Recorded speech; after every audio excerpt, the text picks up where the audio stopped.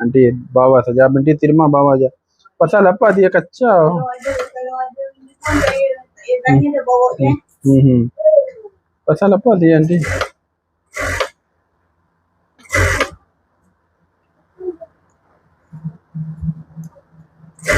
Ini dia dulu pernah order saya semua. Lepas tu saya nak hantar you tak ada, Salman pun tak ada.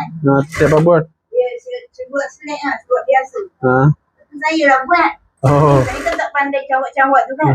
Saya try kalau buat sama Muhammad kan. Dia buat ada yang lebih jadi peluk sedikit tau.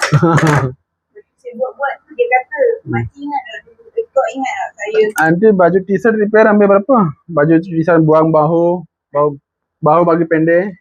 Nanti ambil berapa? Baju apa? Baju t-shirt. T-shirt? T-shirt? Bawah potong tau. Bawah potong ambil berapa? Bahu potong? Potong tangan mau potong. Ini bahu saja potong.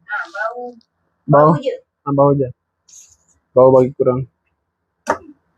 Saya memang kalau t-shirt yang dia potong, buat tangan, buah bau, memang dia ambil 25 ringgit.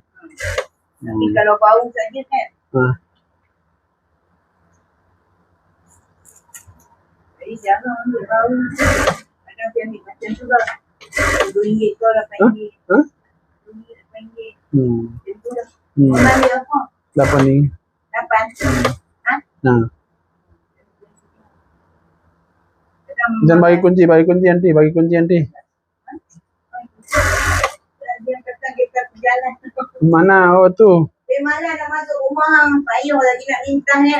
Betul. Parking belum ada. Cucu mana? Hari ni dia tak hantar masuk. Hari ni bapak dia ada. Mak bapak dia ada.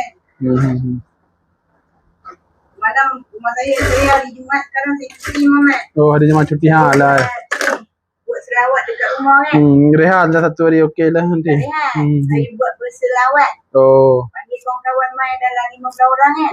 Jadi hari Jumat saya berlatih. Berlatih selawat. Lepas tu kadang-kadang kenduri panggil kan.